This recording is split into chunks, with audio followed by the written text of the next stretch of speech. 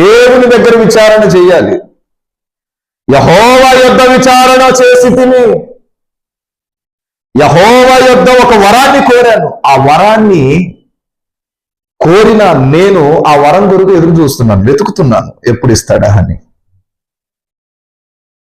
నీవు నీతియుక్తమైన బలులు అర్పిస్తూ దేవుని సేవలో ఉంటే ఖచ్చితంగా దేవుని మొర వింటాడు. ఆయన పక్షపాతి కాదు కదా. అసలు ఏం అడగాలో కూడా తెలియని ఆలోచనలో ఉంటాం. ఇది అడిగితే ఇస్తాడా, అది అడిగితే ఇస్తాడా అనేది ఉంటుంది చాలా మందికి.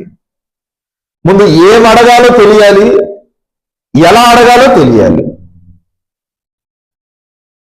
అడిగింది వెంటనే ఇచ్చేస్తే క్లియర్, ఇంకా అయిపోతుంది, దాంతో పని ఉండదు ఇంకా.